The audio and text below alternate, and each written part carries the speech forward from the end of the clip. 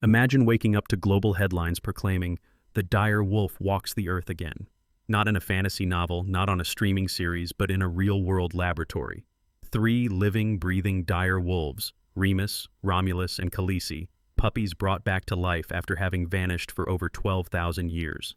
That's not just news, that sounds like the opening scene of a blockbuster. But what really happened in those sterile biotech labs? Did science actually reverse extinction? Or have we crossed into a new era where the truth is complicated? Today we're diving deep into the ambitions, the controversies, and the disruptive power behind Colossal Biosciences' claim that extinct species, like the legendary dire wolf, can be resurrected, not in storybooks, but in flesh and blood. Is this the future of conservation, or just a distraction from saving what's left? Let's start at the very beginning. To understand what Colossal has done and what they're claiming to have done, we have to look at the centuries-old dream of reversing extinction. The fight for species survival started traditionally by protecting habitats, banning overhunting, and establishing conservation laws. But as species vanished, sometimes faster than we could count, science began to intervene. The late 20th century witnessed the first whispers of what was once unthinkable. If we can copy DNA, could we recreate an entire organism? Dolly the sheep, successfully cloned in 1996, showed the world that genetic replication was possible. But reviving an extinct species? That remained a holy grail. In 2003, scientists tried to clone the Pyrenean ibex, a majestic mountain goat wiped out only years before. They managed one living baby, a fleeting flicker of hope, before it died from lung defects just minutes after birth. The lesson was clear. The technical and ethical obstacles were massive. Meanwhile, the rise of CRISPR gene editing in the 2010s changed the rules. Suddenly, tinkering with DNA wasn't slow, imprecise, or risky. It was fast, targeted, and, at least in a controlled lab, astonishingly effective. This seismic shift set the stage for companies like Colossal Biosciences to step out of the realm of science fiction and into the world of venture capital and blockbuster investment. Let's talk Colossal, founded in 2021 in Dallas, Texas by Ben Lamb, a serial tech entrepreneur, and Harvard's gene-editing luminary, George Church.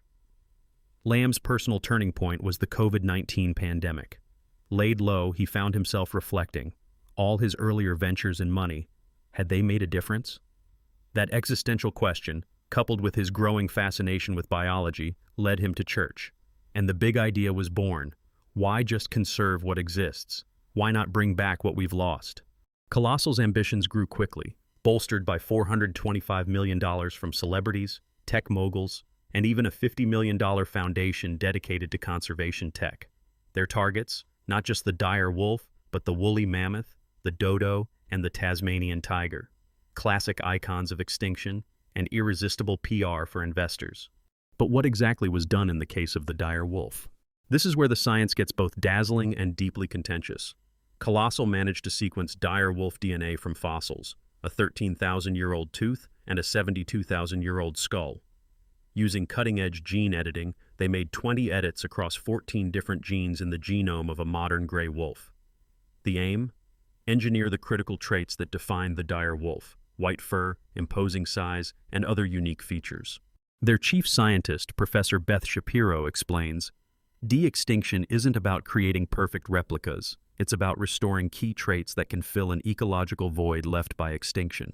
It worked, or seemed to. The resulting pups, Remus, Romulus, and Khaleesi, display features seen in dire wolves and unseen in modern wolves. But here's the scientific catch. 99.5% of their DNA comes from gray wolves. Only a few genes, just 20 out of over 2 million, have been tweaked. To some, this is a cause for celebration. Love Delane, a genetics professor at Stockholm University, noted, "These wolves possess dire wolf genes, making them visually more akin to dire wolves than anything we've observed in the past 13,000 years. But others are skeptical. Michael Knapp of the University of Otago warns that Colossal's technology holds promise for conservation by enabling the correction of harmful mutations within threatened species. But that's still a far cry from true de-extinction. Is editing a handful of genes enough to claim you've resurrected a vanished animal? Or is this just a wolf in dire wolf's clothing? And so, the controversy erupted. Headlines screamed, "Dire wolf returns," but critics called it wishful thinking, or worse, a distraction from real conservation issues. Ethical and ecological questions piled up. One of the most pressing came from bioethicists. What about animal welfare? The process to create these hybrid pups wasn't simple or gentle. It involved hundreds of failed embryos, scores of surrogate pregnancies, and years of trial and error. The miracle of living dire wolf pups is built, in part, on a mountain of biological failures, many involving sentient animals. Yet Colossal's CEO, Ben Lamb, remains unfazed. People can argue what they call them, he says. That's just great for us because it will only draw more and more attention to our company, which will lead to more fundraising, more investments, and more opportunities for us to de-extinct more animals, and also contribute more to conservation. And attention they have. The company's efforts attract investment, media, and even government interest. The U.S. House is now debating the Pet and Livestock Protection Act, which could strip gray wolves of their protected status. Some see this as a nod to Colossal's work. Others see it as a threat to real-life wolf conservation. Meanwhile, what about the dire wolf pups themselves? These animals aren't destined for the wild, at least not yet. Their future is a 2,000-acre ecological preserve, a protected, highly controlled environment where they'll be safe from the outside world, and the outside world from them. This rewilding is more zoo than true wilderness. Some indigenous groups, such as the MHA Nation in North Dakota, have expressed interest in providing habitat for dire wolves, raising the possibility of collaborative tribal stewardship in the future. Still, their current existence raises tough questions about what it means to truly bring a species back to life. There is economic opportunity here too. Biotechnology companies and the broader synthetic biology industry see de-extinction as a potential goldmine. Imagine the tourism. People would pay top dollar to see creatures from the Ice Age roam again. And the gene editing toolkit is now so advanced that, in parallel to the dire wolf, Colossal has engineered mice with woolly mammoth hair, producing 38 woolly mice in a single experiment. If you can turn a wolf into something resembling a dire wolf, or a mouse into a tiny mammoth, what's next? But every step forward in the lab opens new, thorny dilemmas in the real world. There is fierce debate over resource allocation. Critics like Naomi Luchouarn from Humane World for Animals argue that the focus on de-extinction risks diverting attention and resources from the urgent need to protect existing gray wolf populations, potentially undermining their conservation. And then, the biggest questions. What impact would releasing engineered dire wolves have on today's ecosystems? Apex predators can reshape entire landscapes, sometimes for the better, sometimes with catastrophic unintended consequences. Rick McIntyre, a retired U.S. National Park Service wolf expert, reminds us, dire wolves were highly specialized predators adapted to hunting megafauna, a stark contrast to the more adaptable and opportunistic hunting strategies of gray wolves. Our best-laid plans in genetics rarely survive first contact with nature. Pleiotropy, where a single gene tweaks many traits, could lead to side effects not seen in carefully monitored labs. Regulatory authorities face a challenge that's not just scientific, but legal. What do you call these animals? How do you manage, license, or protect something that's neither fully wild nor truly extinct? And underlying all of this is a philosophical, even existential debate. Should we use our growing technological power to reverse the mistakes of the past? Or are we risking even greater disasters in our drive to play God with extinction? We are pretty indifferent, says Lamb, to whether the scientific name is Colossal's dire wolf or the cutest wolf I've ever seen. This argument belittles the science behind taking a 73,000-year-old skull and making puppies out of it, which is just magic. But is it magic or is it hubris? As the debate rages, the world watches. Are these new pups harbingers of a future where extinct animals routinely return to life? Or are they reminders of the complexities, unknowns, and dangers that come when we try to rewrite nature's code? Just as Colossal eyes even bigger projects, mammoths, dodos, thylacines, the ethical and ecological stakes continue to rise. If the dire wolf's return is just the beginning, what's coming next? The line between extinction and resurrection has never looked so thin, or so fraught with peril. But what does this all mean for the future? As Colossal Biosciences and similar companies push the boundaries of science, society, and ethics, we're left with an unsettling mix of awe and anxiety. If changing a handful of genes in a gray wolf can bring the dire wolf back, at least in appearance and perhaps function, what comes next? And more importantly, what could go wrong? Now that the door has been cracked open, the ambitions are only growing. Colossal's roadmap isn't limited to the dire wolf. Projects to revive the woolly mammoth, the Tasmanian tiger, and the dodo are already in progress. Each brings bigger risks and bigger dreams. Imagine herds of mammoths roaming the Siberian tundra, or thylacines once again making their calls in Tasmanian forests. To some, this seems like the ultimate act of ecological restoration, a chance to undo humanity's most tragic mistakes. To others, it's a genetic gamble with unpredictable consequences. Let's look at a few possible futures. First, there's ecological restructuring. Some scientists believe bringing back extinct apex predators could restore balance to ecosystems degraded by their absence. Imagine the dire wolf pups, once grown, managing deer or elk populations and creating healthier forests, much like the reintroduction of gray wolves reshaped Yellowstone. But that's a best-case scenario. The dire wolf's ecological role was shaped by the Ice Age, when mammoths and giant sloths roamed North America. Today, those prey are gone. Will these engineered wolves adapt, or could they disrupt existing predator-prey dynamics, outcompeting modern species or introducing unknown behaviors? Professor Rick McIntyre, who spent decades observing wolves in Yellowstone, warns, dire wolves were highly specialized hunters. They evolved for a world that doesn't exist anymore. Placing them in a modern ecosystem is more than a simple rewind. Another possible future is economic transformation. De-extinction could fuel entire new industries. Biotech innovation, conservation tech, even ecotourism built around seeing resurrected species. Investors are betting billions on the hope that these marvels will inspire, educate, and maybe even become profitable. Colossal itself is valued higher than some major pharmaceutical companies, with backing from Hollywood stars and Silicon Valley heavyweights. But the cost is eye-watering. Building a single de-extinct animal can require dozens, even hundreds, of failed pregnancies and years of research. Critics question whether these funds, and the media spotlight, would save more species if directed at habitat protection, captive breeding, and fighting poaching.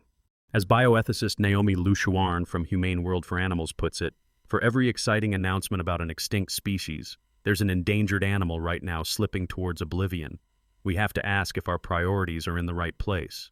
Then there's the legal maze. De-extinction is rewriting the rules of conservation and wildlife management. What do you call a wolf that's mostly gray wolf DNA but looks like a dire wolf and behaves somewhere in between? Does it count as an endangered species? Should it be protected or managed like an invasive hybrid? Existing laws like the Endangered Species Act weren't written with these creatures in mind. Lawmakers are scrambling. One bill, the Pet and Livestock Protection Act, could strip gray wolves of protected status partly due to confusion over their genetic identities. Regulators will face even tougher challenges when animals like revived mammoths or dodos are ready for release. And what about animal welfare? Colossal's process, like all gene editing and cloning, involves many failed embryos and surrogate pregnancies. For every success, like Remus, Romulus, and Khaleesi, there are dozens of attempts that never make it to birth. These costs are rarely discussed in press releases or investor pitches, but for ethicists, they matter deeply. Professor Beth Shapiro of Colossal argues, we follow the strictest protocols to minimize suffering, but any frontier science comes with trade-offs.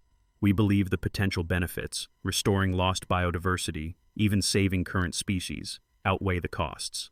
There are also hard biological limits. As Professor Tori Harridge of the University of Sheffield reminds us, we can only create a rough approximation of an extinct creature. The more distant the species, the harder it becomes to reproduce their unique biologies and behaviors. For now, de-extincted animals must live in fenced preserves. The dire wolf pups will roam 2,000 acres, not exactly the open wilds of their ancestors. Will they ever truly be wild? Should they? And yet, the technology does hold real promise. Already, Colossal is using some of their breakthroughs to help save the red wolf, one of Earth's most endangered canines. By identifying and restoring ghost alleles, hidden genetic variants that survive in neighboring populations, they hope to boost the red wolf's resilience against disease and inbreeding. This could revolutionize conservation, offering tools to rescue species on the brink. Michael Knapp of the University of Otago is optimistic. Gene editing could one day reverse harmful mutations in endangered animals, giving conservationists a new way to fight extinction.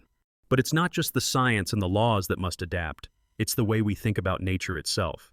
De-extinction blurs the boundaries between natural and artificial, between what's gone forever and what can be brought back. Are we caretakers, recreators, or something entirely new? As Colossal's founder Ben Lamb says, we're not just preserving the planet, we're participating in its ongoing evolution. For you watching, the implications are enormous. De-extinction isn't just something happening in high-tech labs. It's a window into the future of conservation, biotechnology, and our relationship with life itself. Maybe you're a student, inspired by breakthroughs in CRISPR and gene editing. This is your field's frontier. Or maybe you care about wildlife and want to know how best to defend endangered species.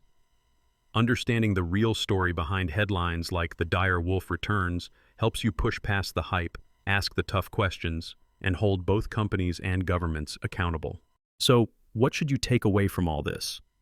First, don't be seduced by easy narratives. De-extinction is not a magic wand, nor is it a scam. It's a complex, evolving endeavor with the power to both help and harm. When you see an announcement of a resurrected animal, look deeper. Ask, what traits have truly been restored? What is the cost, not just in dollars, but in animal lives and ecological risk? Second, get involved in the discussion. The future of de-extinction will be shaped not just by scientists, but by public opinion, lawmakers, and activists. Look for organizations like Revive and Restore or Rewilding Europe, exploring innovative, responsible approaches to biodiversity.